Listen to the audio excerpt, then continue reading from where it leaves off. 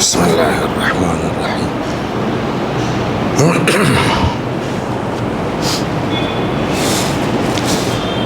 لا حول ولا قوة الا باللہ العلی العظیم۔ اعوذ باللہ من الشیطان الرجیم۔ بسم اللہ الرحمن الرحیم۔ الحمد للہ رب العالمین بارئ الخلائق اجمعین، والصلاة والسلام والتحیۃ والاکرام علی البشیر النذیر السراج المنیر سیدنا و نبینا و شفیعنا انشاء اللہ ابی القاسم محمد۔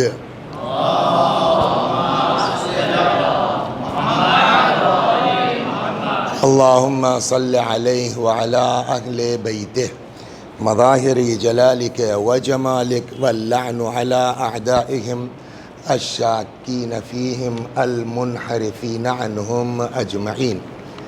اما بعد فقد قال اللہ تبارک وتعالی وقولہ الحق۔ اعوذ باللہ من الشیطان الرجیم۔ بسم اللہ الرحمن الرحیم۔ وَإِن مِّنكُمْ إِلَّا وَارِدُهَا كَانَ عَلَى رَبِّكَ حَتْمًا مَّقْضِيًّا ثُمَّ نُنَجِّي الَّذِينَ اتَّقَوْا وَنَذَرُ الظَّالِمِينَ فِيهَا جِثِيًّا۔ صلوات بر محمد و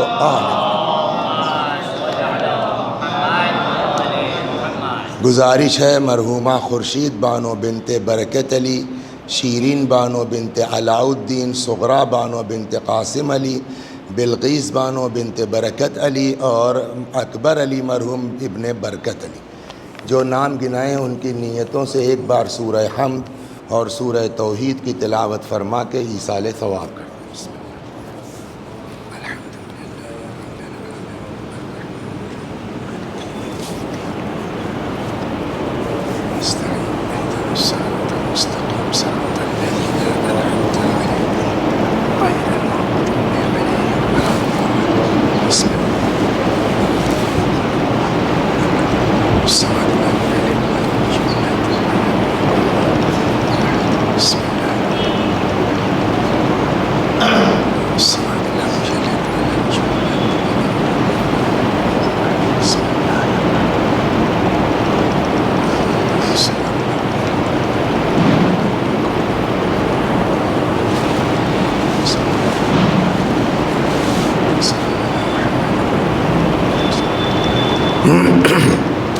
ایک روایت ہے، اس کا پہلا لفظ میں بھول رہا ہوں، مفہوم یہ ہے کہ جیسے اچھا بولنا سیکھتے ہو ویسے ہی اچھا سننا سیکھو۔ یہ حدیث ہے امام سے، اور برا نہ لگے آپ حضرات کو، بمبئی میں پڑھتا ہوں مجلسیں، ایسے دو جگہ کے لیے کوشش کرتا ہوں کہ جہاں تک بچ سکوں ان دو جگہوں پر مجھ کو نہ پڑھنا پڑے، ایک مغل مسجد اور ایک خواجہ مسجد۔ وجہ جانتے ہیں کیا ہے؟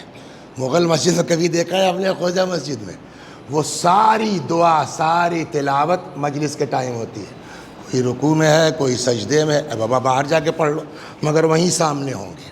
تو کوشش یہ کرتے ہیں، ہاں یاد آ گیا، تعلموا حسن الاستماع کما تعلمتم حسن القول۔ جیسے بڑھیا بولنا سیکھتے ہو، امام فرماتے ہیں ویسے ہی بڑھیا سننا سیکھو۔ میں نہیں کہتا کہ وہاں تک آواز نہیں جائے گی، یا جو دیوار سے ٹیک لگائے ہیں ان کو آواز نہیں ملے گی، لیکن جب آدمی سامنے رہتا ہے نا، ایک دوسرے سے جو ہے تعلق رہتا ہے۔ اب جیسے وہ بزرگ ہیں، ان کی مجبوری ہے، کسی کو کمر میں تکلیف ہے، کسی کو کچھ ہے، وہ ٹیک لگائے ہیں، کوئی بات نہیں، لیکن تم دونوں وہاں ٹیک لگا کے بیٹھو، کیا ملے گا تم کو وہاں سے؟ یہاں تشریف لائیے، یہ بزرگوار جو ہے، تم کو یہاں بیٹھنے میں تم کو کیا پرابلم ہے؟ ہمیں اٹھ کے آؤ یار، یہاں ہو تو سامنے، تھوڑا پتہ چلے کہ ہاں ہماری سنی جا رہی ہے۔ صلوات بر محمد، ہے نا؟ اور یہ بات نوٹ کر لیجیے آپ، میں 10-20 سال میں ایک بار اللہ صورت کی صورت دکھلا دیتا ہے، اس طرح کی بے تکی باتیں کہنے کے لیے پھر 2-4 سال کے لیے غائب ہو جاؤں گا، لیکن یہ بات کہہ دینا اس لیے ضروری، دیکھیے اس کو آپ سمجھیے، آپ یہ اور آدمی کہتے ہوئے لحاظ کرے گا۔ آپ سمجھتے ہیں کہ ذاکر نے بڑھیا نہیں پڑھا، جب تک خطیب کو یہ یقین نہیں ہوگا کہ آپ اس کی طرف متوجہ ہیں تب تک وہ حاضر دماغ ہو کے نہیں پڑھ سکتا۔ آپ تلاوت کر رہے ہیں، آپ تسبیح پڑھ رہے ہیں، آپ موبائل دیکھ رہے ہیں، تو وہ بھی اپنا چھت کو دیکھتا رہے گا اور پڑھتا رہے گا۔ نہ آپ کی سمجھ میں کچھ آیا کہ کیا پڑھا، نہ میری سمجھ میں آیا کہ میں نے کیا بولا۔ متوجہ رہیں گے تو سمجھ میں آئے گا۔ 35 منٹ کہا گیا ہے، اور اس 35 منٹ میں انشاءاللہ آپ سے جوڑیے 2:30 بجے تک انشاءاللہ میں آپ کی گفتگو تمام کر دوں گا۔ جس آیہ کریمہ کی تلاوت کی ہے بہت اہم ہے، بہت امپارٹنٹ ہے، اس پر توجہ کی سخت ضرورت ہے۔ ارشاد ہوتا ہے وَإِن مِّنكُمْ إِلَّا وَارِدُهَا، تم میں کا کوئی نہیں ہے مگر یہ کہ سب کے سب وارد جہنم ہوں گے۔ یہ حدیث نہیں کہہ رہا ہوں کہ بحث ہو کہ صحیح ہے کہ غلط ہے، راوی کون ہے، کتاب کیا ہے، قرآن کی آیت ہے۔ کیا ارشاد ہو رہا ہے وَإِن مِّنكُمْ إِلَّا وَارِدُهَا، تم میں کوئی شخص بچنے والا نہیں ہے، ہر شخص وارد جہنم ہوگا۔ کان، اس کے بعد ڈبل تاکید، یہی کیا کم ہے۔ اس کے بعد اگلا فقرہ کان علی ربک حتما مقضیہ، اور یہ بات تمہارے پروردگار کے لیے گارنٹیڈ ہے، طے شدہ ہے، اس میں کوئی چینجنگ نہیں ہو سکتی۔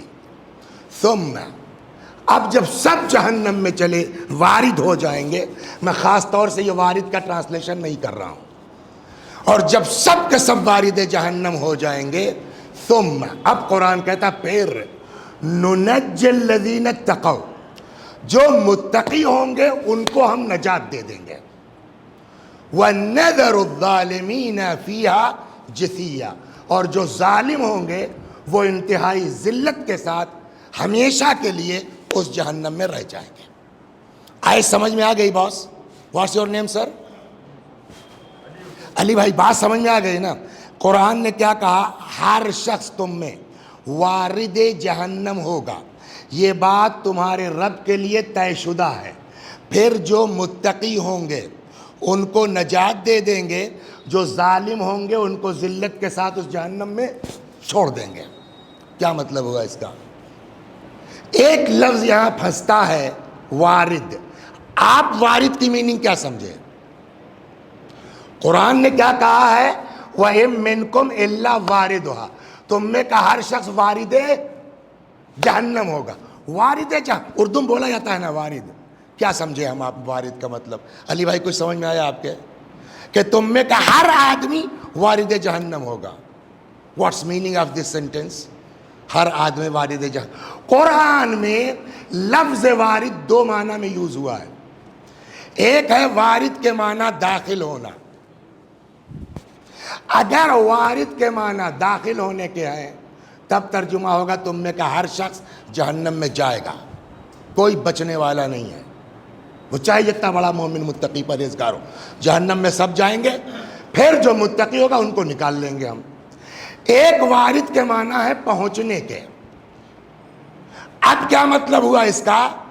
کہ تم میں کا ہر شخص جہنم تک پہنچے گا، داخل ہونے کی بات نہیں ہے۔ پھر جو مومن ہے وہ پار ہو جائے گا، جو ظالم ہے وہ جہنم میں چلا جائے گا۔ اور یہ دونوں معنی قرآن مجید میں یوز ہوئے ہیں۔ صلوات بر محمد وآل۔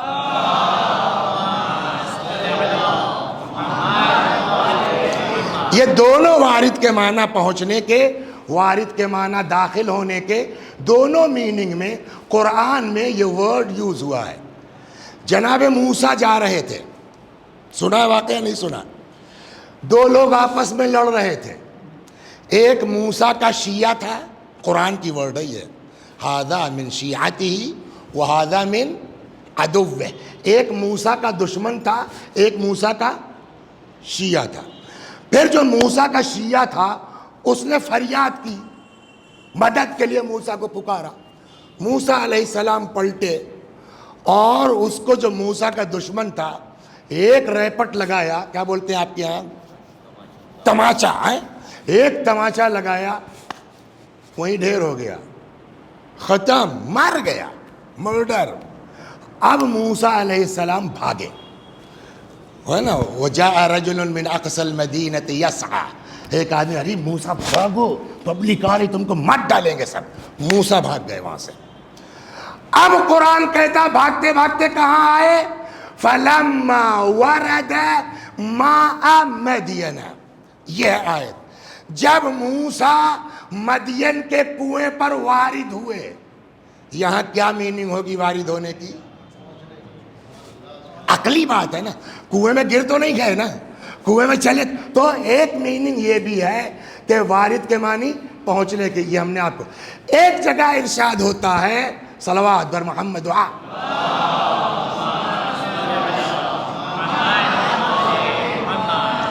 ارشاد ہوتا ہے انکم وما تعبدون من دون اللہ حسب جہنم انتم لہا واردین، تم اور جن چیزوں کی تم اللہ کے علاوہ عبادت کرتے ہو سب جہنم کا ایندھن ہے، انتم لہا واردین، سب کے سب جہنم میں وارد ہوں گے۔ اس کا کیا مطلب ہوا کہ جہنم کنارے کنارے بٹھا دیا جائے گا بتوں کو؟ کہ نہیں، یہاں کا مطلب یہ کہ جو بھی اللہ کے علاوہ عبادت کرے گا، خود عبادت کرنے والا اور جس کی عبادت کے، سب وارد جہنم۔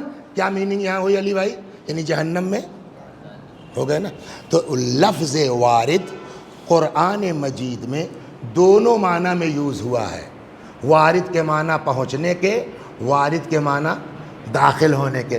اب اگر ہم کہتے ہیں کہ وَإِن مِّنكُمْ إِلَّا وَارِدُهَا پہنچنے کے معنی میں، تو ترجمہ یہ ہے تم میں کا ہر شخص جہنم تک پہنچے گا، ثُمَّ نُنَجِّي الَّذِينَ اتَّقَوْا، جو متقی ہم اس کو نجات دے دیں گے۔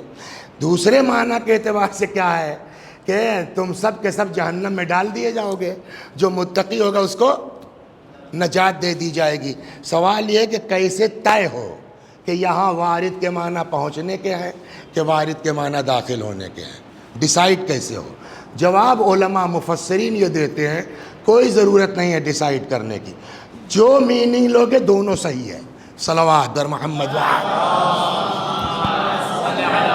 توجہ رکھیے، میں دھیرے دھیرے یہی تو کمال ہے قرآن مجید کا کہ جو بھی مفہوم لیجئے وہ کسی نہ کسی اعتبار سے صحیح ہے۔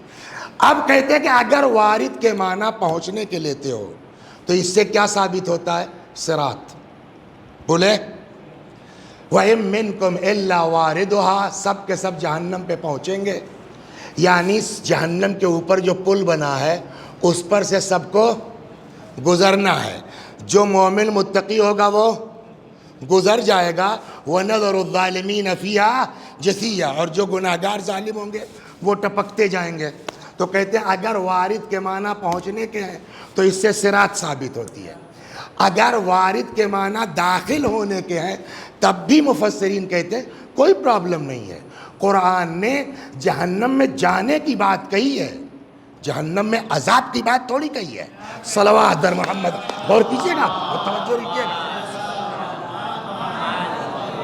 کا کیا مطلب؟ کہ جہنم میں ہر آدمی جائے گا، لیکن کوئی ضروری ہے کہ جو جہنم میں جائے اس کو سزا ہی ہوگی، اس کو جلایا ہی جائے گا؟ کیا مطلب؟ کہ دنیا میں دیکھا نہیں ابراہیم آگ میں گئے کہ نہیں گئے؟ تو کیا ابراہیم جو آگ میں گئے ابراہیم کو آگ نے جلایا؟ کہ جو خدا اس دنیا کی آگ سے ابراہیم کو محفوظ رکھ سکتا ہے وہ خدا مومنوں کو جہنم کی آگ سے محفوظ رہ سکتا ہے۔ تو قرآن نے اگر جہنم میں داخل ہونے کی بات بھی ہے تو قرآن نے جہنم میں جانے کی بات کہی ہے، عذاب کی بات نہیں کی ہے، سزا کی۔ کہ تو جب عذاب نہیں ہوگا، اب دوسرا سوال، جب عذاب نہیں ہوگا تو جہنم میں ڈالا ہی کیوں جائے گا؟ صلوات، سوال ہوگا نہیں، کوئی بھی عقل مند آدمی کر سکتا ہے۔ بھائی بقول آپ کے صاحب جہنم میں جائیں گے، سزا نہیں دی جائے گی، محفوظ رہیں گے، تو ڈالا ہی کیوں؟ کہ اس کے لیے کہا جاتا ہے تعرف الاشیاء من ازدادها، چیزیں اپنی ضد سے جن کو کورونا ہو چکا ہے ان سے پوچھئے کہ صاحب دل کا صحیح دھڑکنا کتنی بڑی نعمت ہے، یہ جو جس اس منزل سے گزر چکے ہیں، جب تک بیمار نہیں ہوں گے تب تک صحت کی نعمت کا اندازہ نہیں ہوگا. سمجھ گئے آپ؟ اگر مستقل سورج نکلا رہے، رات ہو ہی نہ، تب دن کی نعمت کا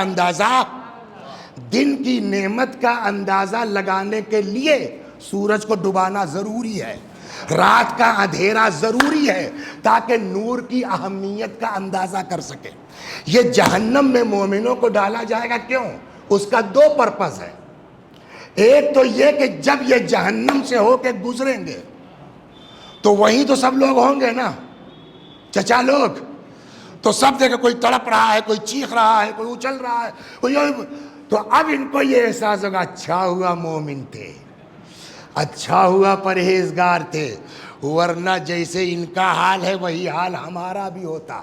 اور جب اس جہنم سے گزر کے جنت میں پہنچیں گے تو چونکہ جہنم سے ہو کے آئے ہیں اس لیے جنت کی لذت کا احساس بڑھ جائے گا. ایک دوسرا سبب یہ ہے کہ اب یہ جب بڑے آرام سے ٹھاٹ سے، جیسے ابراہیم علیہ السلام آگ میں بیٹھے تھے، یہ بھی آرام سے مستی کرتے ہوئے گزر رہے ہوں گے، تو جو جل رہے ہیں تمہارے اوپر اثر نہیں ہو رہا ہے. ہمارے اوپر کیوں اثر ہوگا؟ ہم مومن آدمی تھے، ہم اللہ والے تھے. ارے یار کاش ہم نے بھی یہی کیا ہوتا. تو اس لیے بھی گزارا جائے گا تاکہ ان کے عذاب میں اضافہ کیا جا سکے. صلوات در محمد. یہاں تک سمجھ آ گئی؟ تو اس میں تو کوئی مسئلہ نہیں ہے کہ چاہے وارد کے معنی داخل کے ہوں، چاہے وارد کے معنی پہنچنے کے ہوں، دونوں میں. علی بھائی بات سمجھ میں آ گئی نا؟ دونوں میننگ صاف. اصلی اعتراض آگے ہے جو بھیجے کے باہر ہے.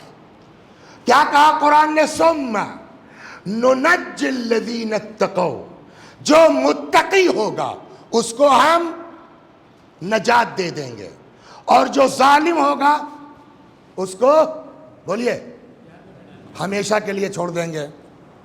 کیا کہا قرآن نے؟ نجات کس کو ملے گی؟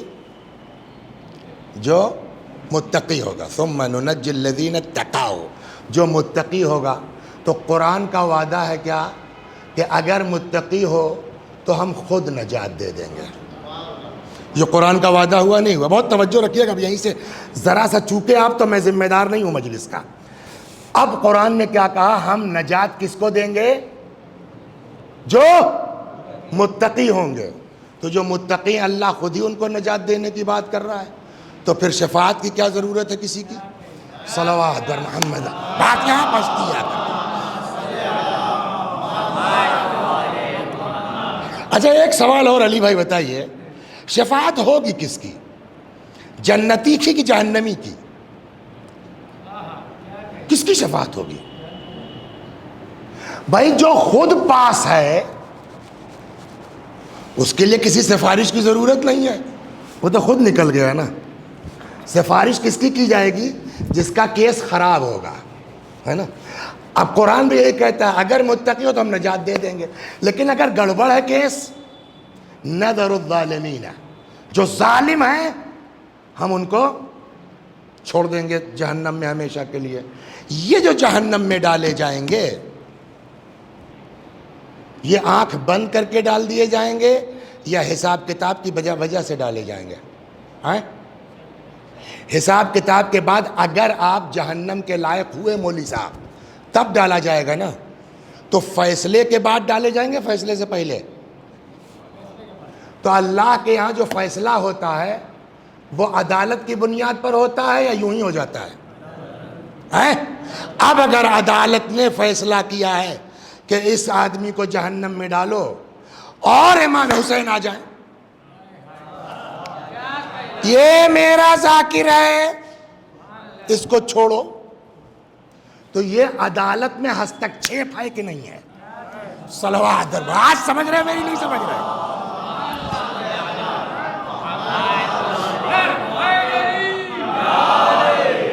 کیوں ڈاکٹر صاحب؟ یہ عدل الہی میں رکاوٹ کا کام کر رہا ہے نہیں کر رہے ہیں یہ کہ صاحب یہ میرا ذاکر ہے، یہ میرا شاعر ہے، اس نے صاحب میری ماں کی مجلس میں بس 500 لوگوں کو جو ہے وہ کھانا کھلایا ہے. اس لیے صاحب 20 جماعت ثانی میں میری ماں کے جو ہے وہ ولادت کے دن 400 غریبوں میں جو ہے کپڑے بانٹے ہیں. اس کو چھوڑا جائے تو کیا مطلب ہوا؟ یعنی یہ سارا کام اللہ کی عدالت میں رکاوٹ بن جائے گا. یہی وہ چیزیں ہیں جو لوگ سمجھ نہیں پاتے تو شفاعت کا انکار کر بیٹھتے ہیں. ابھی اور بھی اعتراضات ہیں. صلوات بر محمد.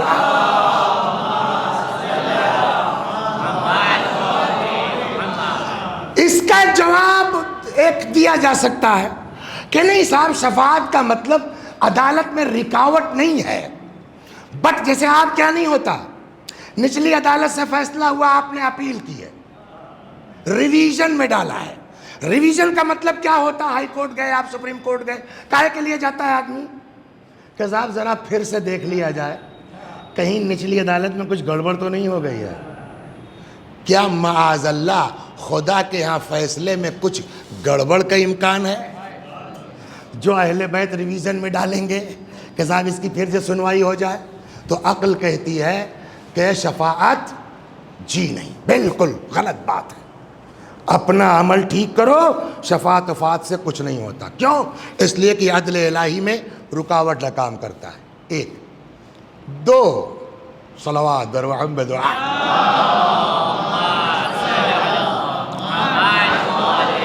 شفاعت انسان کو بے دین بنا دیتی ہے. یہ کیمرہ کس کا ہے؟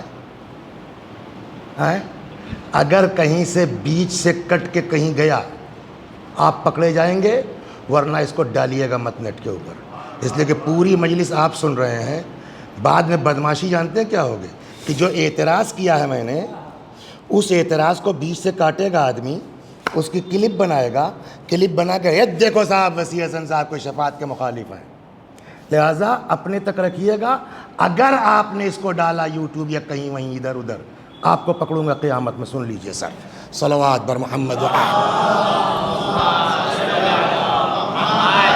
آپ یقین کیجئے ڈر لگتا ہے ان سبوں کی وجہ سے کہ آدمی تحقیقی بات پڑھے. آپ کے اوپر جو اعتراضات ہوتے ہیں اس کو بیان کر کے آدمی جواب دے. ڈر ایسے لوگوں سے لگتا ہے، آدھی کاٹ کر کے ڈال دیا، اب آپ جائیے اپنی صفائی دیتے پھریے. نتیجہ اس کا کیا ہوا ہے ان چیزوں کی وجہ سے کہ آدمی نے علمی مجلس پڑھنا چھوڑ دیا ہے ان کے ڈر کے مارے. صلوات بر محمد و آل محمد.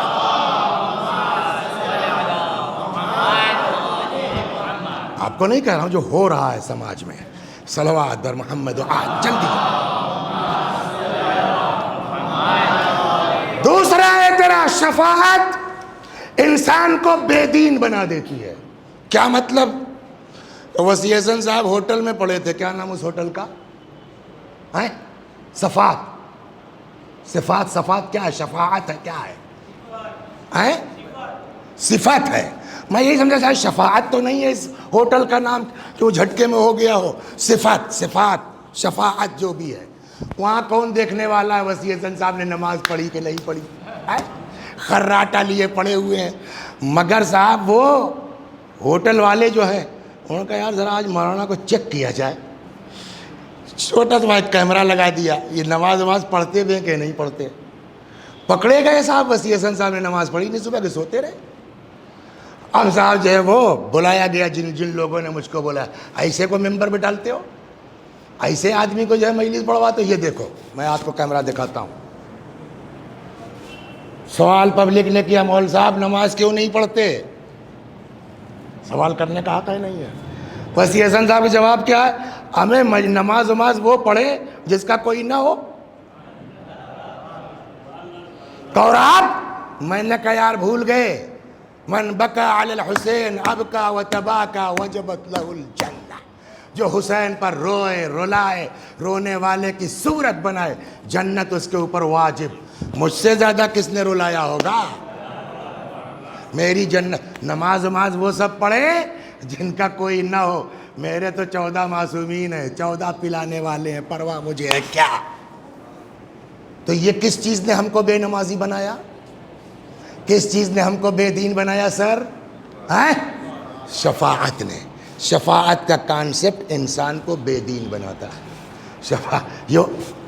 اس نے کہا 35 منٹ میں اتر آئیے گا، 15 منٹ اور بتا دیا، جلدی سے ختم کرو، صلوات بر محمد۔ اور بھی اعتراضات اس کے اوپر ہیں، لیکن اب اس کا وقت نہیں ہے۔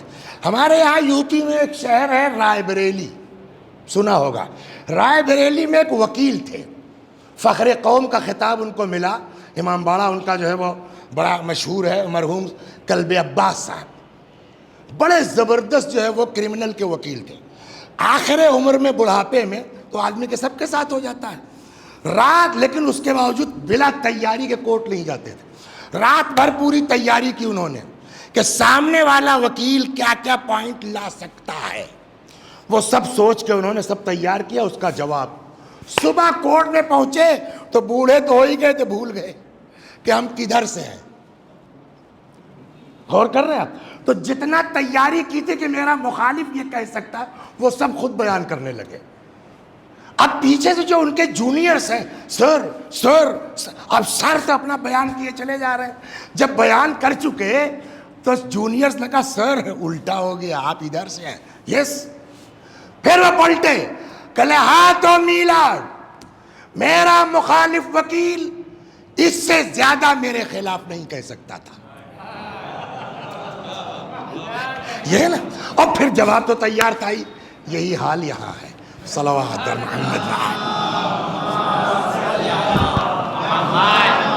اور بھی اعتراضات، یہ دو، یہی حال یہاں ہے۔ آپ کہتے ہیں صاحب شفاعت کا تصور انسان کو بے دین بناتا ہے، میں کہتا ہوں شفاعت کا تصور ہی انسان کو دیندار بناتا ہے۔ جہاں شفاعت نہیں ہے وہاں مایوسی ہے، جہاں شفاعت ہے وہاں امید ہے۔ تو کیا مطلب؟ کہ ایک صاحب تھے، آدھی مجلس سن کے چلے گئے، اور اب جو ہے وہ جو کچھ بدماشیاں ہونی تھی کرنے لگے۔ کیا ہوا یار اچانک مسجد؟ کہنے یار اس دن مول صاحب کی مجلس سن رہے تھے، شفاعت و بات تو کچھ ہے ہی نہیں، اور مجھ سے گڑبڑ تو ہو چکی ہے، اب تو معاف تو ہونا نہیں ہے، تو کم از کم دنیا ایک ڈھنگ سے جی لوں۔ یہ کہاں سے ہوا؟ شفاعت نہ ہونے کی وجہ سے۔ دوسرا گنڈا ہے، بدماش ہے صاحب، 15 رمضان کے بعد یہ ٹوپی لگا کر کے، داڑھی لگا کر کے، اور چلے آ رہے ہیں افطار۔ ابھی اس کو کیا ہو گیا؟ جواب کہ ہم آدھی مجلس کے بعد پہنچے تھے مولوی صاحب، جب وہ کہہ رہے تھے کہ شفاعت کے اہل بیت سے ہو سکتا ہے کہ آدمی کو نجات مل جائے، توبہ قبول ہو جائے، بخشا جا سکے، بس شرط یہ ہے کہ شفاعت کا مطلب سمجھ لو۔ یہ بھی سن لیا سب کی شفاعت نہیں ہوگی، کہ شفاعت کی میننگ معلوم ہے کیا ہے؟ واٹس میننگ آف شفاعت؟ کہتے ہیں شفاعت نام ہے ضم الشیء الی مثلہ، کسی چیز کا اسی جیسی چیز میں سما جانا۔ دیکھیں کبھی کبھی ہوتا ہے خود مطلب سمجھے آدمی، سمجھا نہیں پا رہا ہے۔ آپ لوگ ابھی تازہ نماز پڑھ کے اٹھے ہیں، دعا کیجئے اللہ توفیق دے کہ اس چیز کو سمجھا لے جاؤں، بڑی باریک بات ہے۔ شفاعت کی لغوی میننگ ڈکشنری میں کیا ہے؟ ضم الشیء الی مثلہ، کسی چیز کا اسی جیسی چیز میں سما جانا، لپت ہو جانا۔ تو شفاعت کا مطلب کہاں ہوگی؟ جہاں شباہت پائی جائے۔ مثال کے طور کے اوپر دریا کا پانی، سمندر کا پانی، اس کے مقابلے میں گلاس کے پانی کے کوئی اوقات ہے نا؟ بہت معمولی سی چیز ہے، لیکن چونکہ شباہت ہے لہٰذا اس کو دریا میں ڈال دیجئے، سمندر میں ڈال دیجئے، پتہ چلے گا کہاں گیا گلاس کا پانی۔ اس کا نام ہے شفاعت۔ تو شفاعت وہیں ہوگی جہاں شفاعت کرنے والوں سے شباہت پائی جاتی ہو، بغیر شباہت کے نہیں ہو سکتی۔ کا کیا مطلب؟ کا شفاعت کریں گے علی، حسن، حسین، ائمہ معصومین، یہ وہ ہیں جن کے گھر سے 1000 رکعتوں کی نماز کی آواز آتی ہے، 1000 رکعت نہیں پڑھ سکتے، 17 پڑھ کے شباہت تو پیدا کر سکتے ہو۔ صلوات بر محمد۔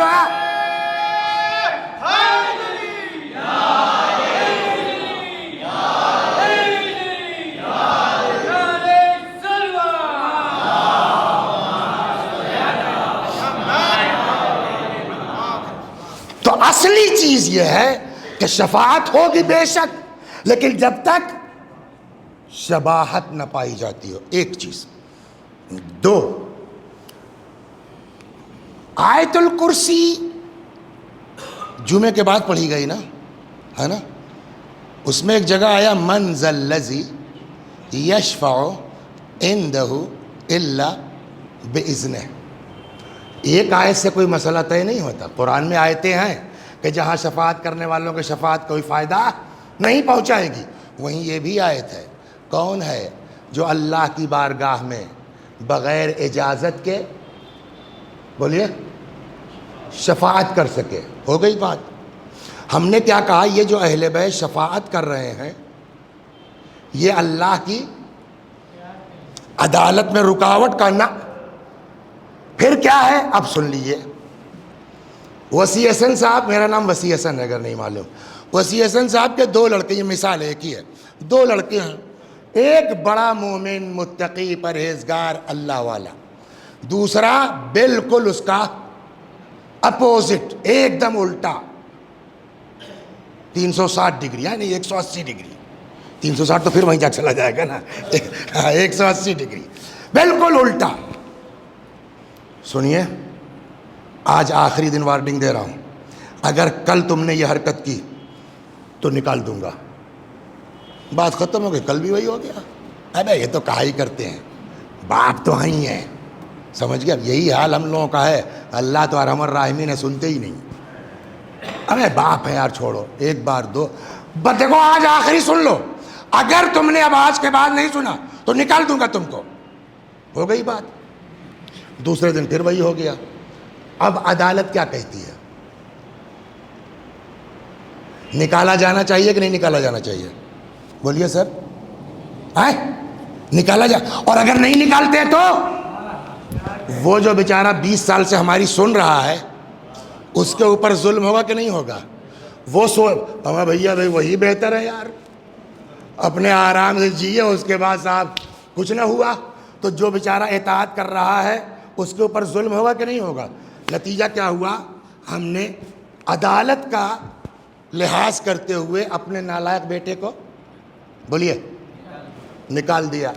دسمبر کا مہینہ تھا اور ہمارے یہاں کی ٹھنڈک تھی، یو پی کی، یہاں کی نہیں۔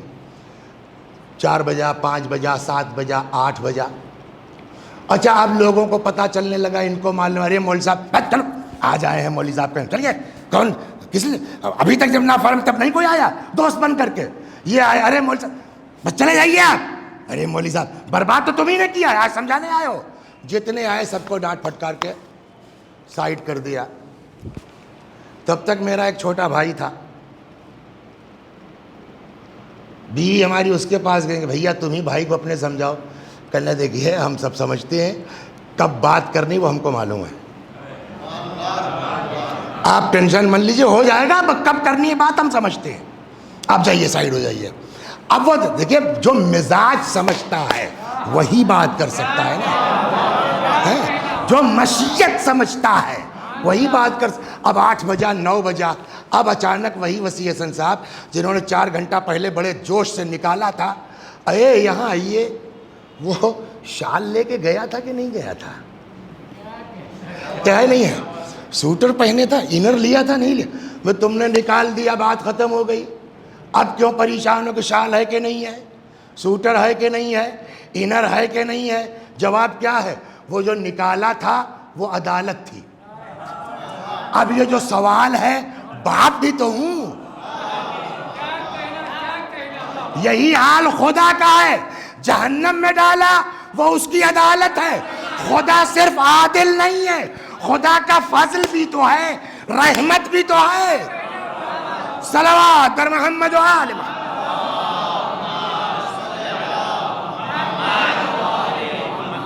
تو اب جب اس منزل پر آئے تب میرا بھائی بڑھا، کہ بس اب ٹائم آ گیا ہے، بڑھیا، السلام علیکم۔ وعلیکم السلام، بولو بھائی جان، وہ سنا ہے نکال دیا آپ نے؟ بڑا کمبخت نالائق تھا ہی، نکالنا ہی چاہیے تھا۔ اب اندر سے ہو رہا کہ یار تم ہی کہہ دو، بہانہ تو ملے بلانے کا۔ بھائی مزاج جانتا ہے کہ یہ اوپر سے چاہے جتنا کہہ رہے ہیں، اندر سے ان کی رحم دلی جو ہے چاہ رہی میں کوئی کہہ دے، تو ہر آدمی کہہ نہیں سکتا، وہی کہہ سکتا ہے جو مزاج سمجھ رہا ہے۔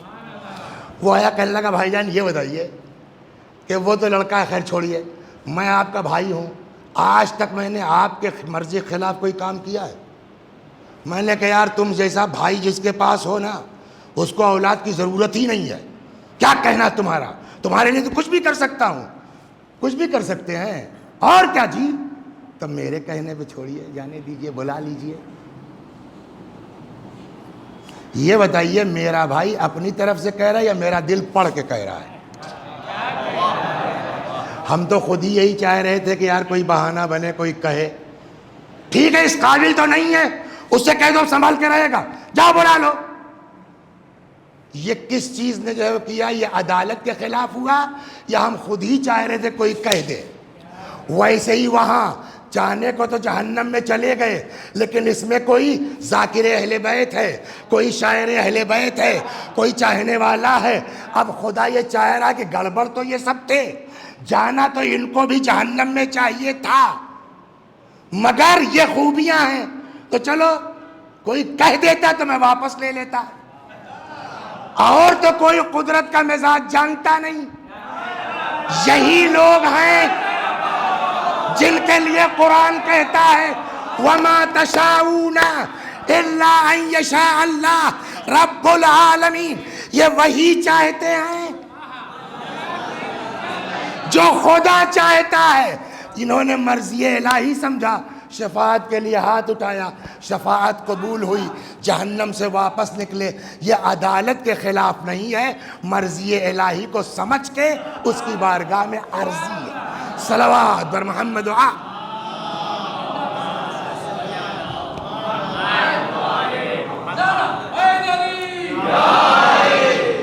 بس تو یہ ہے، اور بھی اس میں بڑی، میں نے خمسہ پورا پڑھا اس پر مٹیا برج میں کلکتے میں، لیکن وہ 35 منٹ کی بات ہے تو ختم، 2:25 ہو گیا، 5 سے 7 منٹ مصائب کو بھی چاہیے۔ صلوات بر محمد و آل محمد۔ لیکن یہ چیزیں ذہن میں رہنی چاہیے کہ دعوے کا نام نشیت ہے، نہ ہمارے دعوے کی بنیاد پر ہماری شفاعت ہو جائے گی۔ جب طے ہو چکا کہ شفاعت نام ہے شباہت کا، تو اب پہلے اہل بیت کو پڑھو، اور پڑھنے کے بعد دیکھو ان کے اندر کیا کیا ہے۔ ان کے جیسا نہیں بن سکتے ہو، شباہت تو اختیار کر سکتے ہو۔ وہ 1000 رکعت پڑھتے تھے، تم 17 ہی پڑھ لو۔ وہ ساری کائنات پر رحم کرتے تھے، تم اپنے ہی خاندان پہ کر لو۔ تو جب تک شباہت پیدا نہیں ہوگی، وقت نہیں، ورنہ ایک بڑی زبردست داستان تھی۔ چلیے انشاءاللہ شام کو کوئی ٹوک دے گا تو اس کو میں نقل کر دوں گا۔ صلوات بر محمد و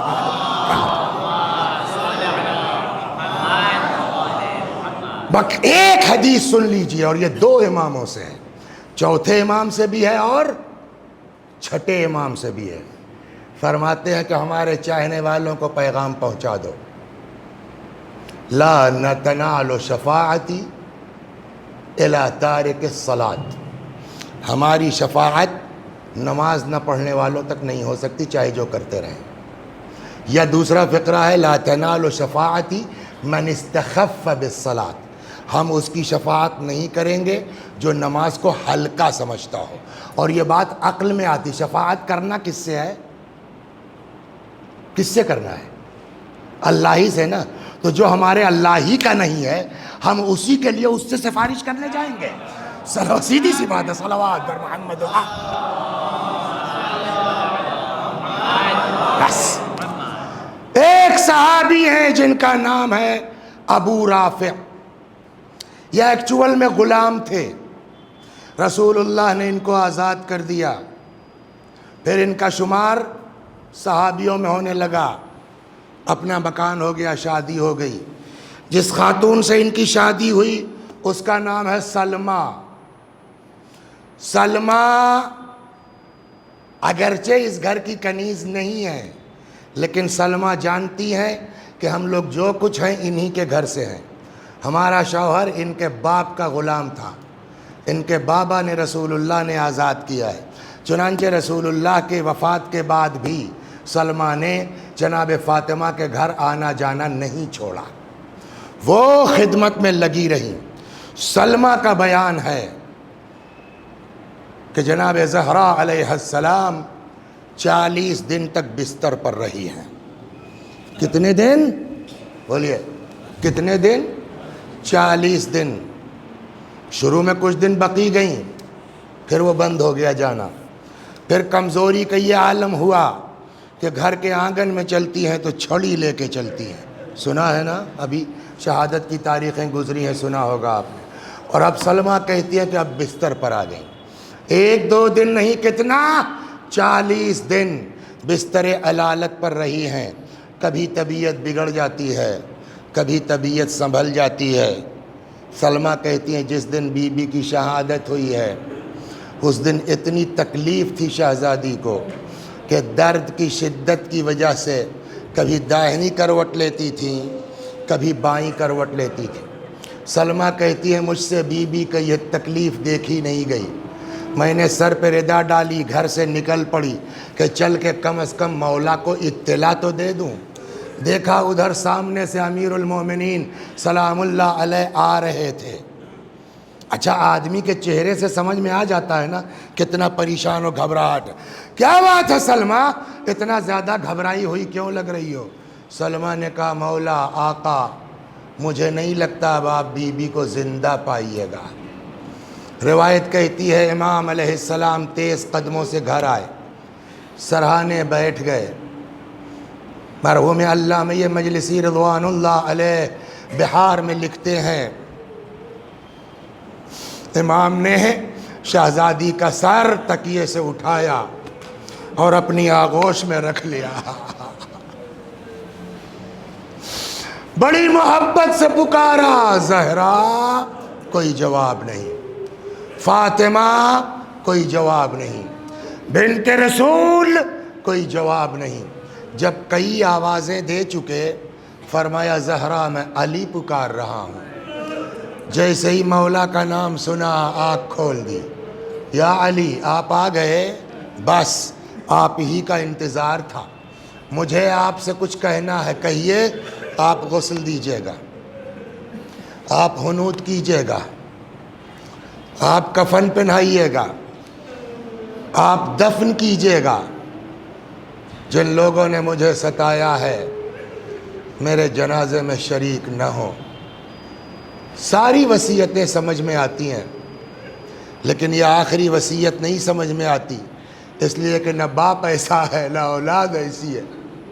وصیت کی کوئی ضرورت سمجھ میں نہیں آتی سوائے اس کے کہ ماں کی ممتا ہے جس نے یہ وصیت کرنے پر مجبور کیا۔ کیا؟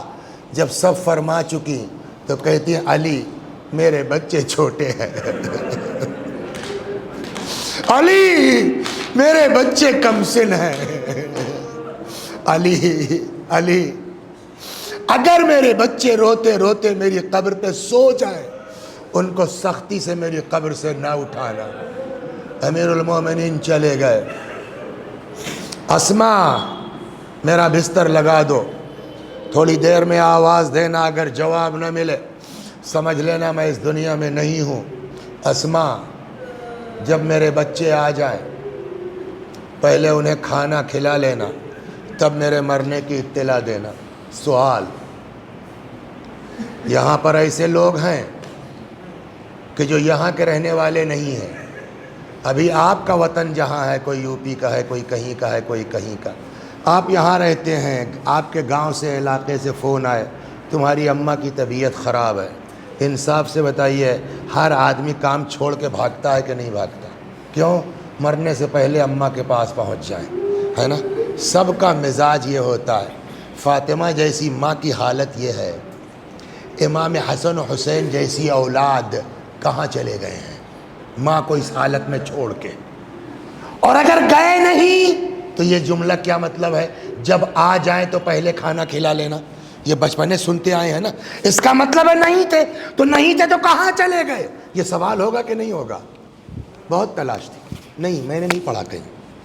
نام سنا ہوگا آپ نے، ایک بزرگ شخصیت تھی مولانا محمود الحسن صاحب قبلہ اعلی اللہ مقام، انہوں نے ایک دن بیان کیا، بچے خود سے نہیں گئے تھے، کب فاطمہ نے ہٹایا تھا، نہیں چاہتی تھی کہ مرتے وقت بچے میرے پاس رہیں، کیوں بچوں کو اس بہانے سے ہٹایا، یہاں کیا کر رہے ہو، جاؤ نانا کی قبر پر ماں کی شفا کے لیے دعا کرو، یہ کہہ کے بچوں کو ہٹایا، بچے وہاں چلے گئے۔ ادھر حال یہ کہتے ہیں جیسے ہی قبر پر آئے دعا کے لیے ہاتھ بلند کر ہی رہے تھے، تب تک قبر پیغمبر سے آواز آئی، اے فاطمہ کے یتیموں یہاں کیا کر رہے ہو؟ یہ جملہ سنا بھاگے ادھر۔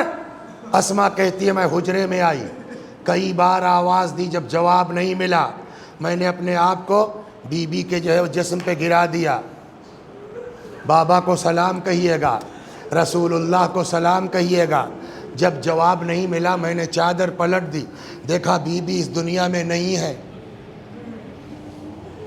پہلے اللہ اکبر، اپنے آپ کو بی بی کے جسم پر گرایا کہ اتنے میں آہٹ محسوس ہوئی جیسے امام حسن حسین آ رہے ہوں، اپنے کو جلدی سے سنبھالا، نارمل کیا، حجرے سے نکل آئی۔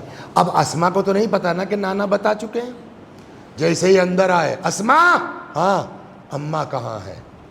اسما کو جواب دینا چاہیے یا وصیت پر عمل کرنا چاہیے، ہے نا؟ لہٰذا اسما نے اوائڈ کیا، گئی لا کے کھانا رکھ دیا، کبھی کالا دیکھتے اسما کو۔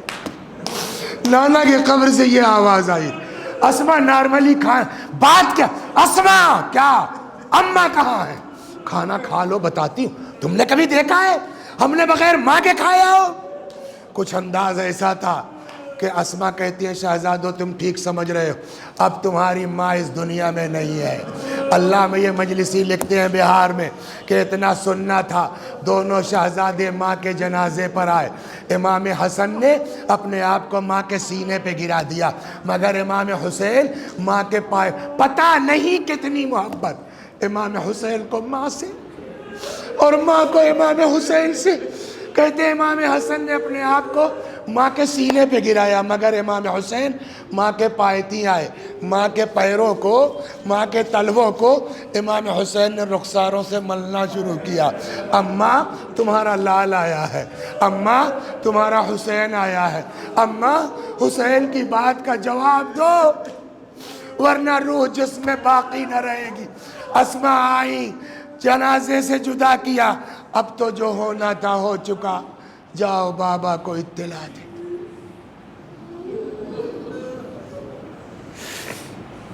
وَسَيَعْلَمُ الَّذِينَ ظَلَمُوا أَيَّ مُنْقَلَبٍ يَنْقَلِبُونَ إِنَّا لِلَّهِ وَإِنَّا إِلَيْهِ رَاجِعُونَ۔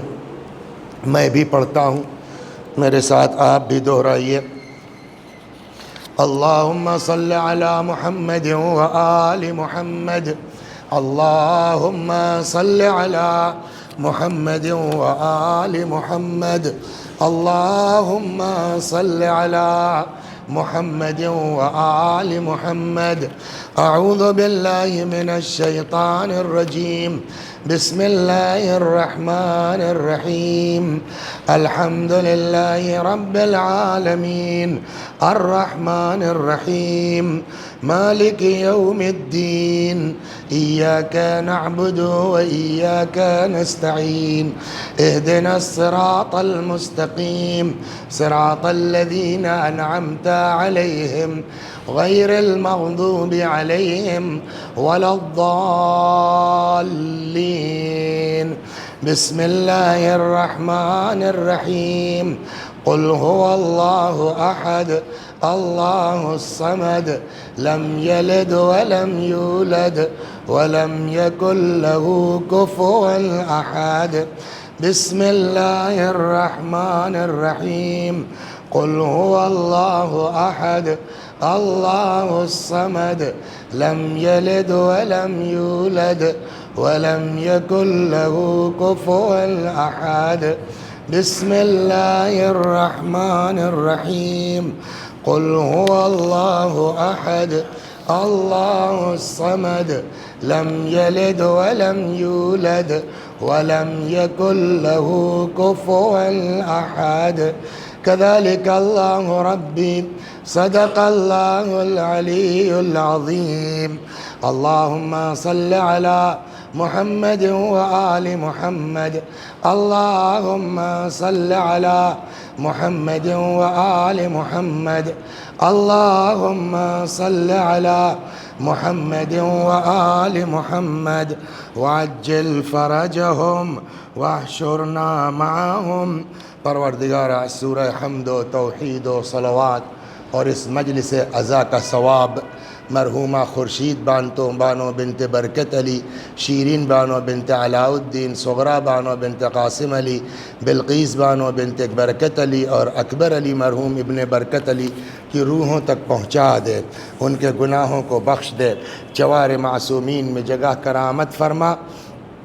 میں معذرت یہ چاہتا ہوں 35 کی جگہ 45 سے اوپر ہوا اور 2:16 میں میری گھڑی بند ہوئی، سمجھتے کہ یہ بند ہو گئی 10 منٹ لگ گیا۔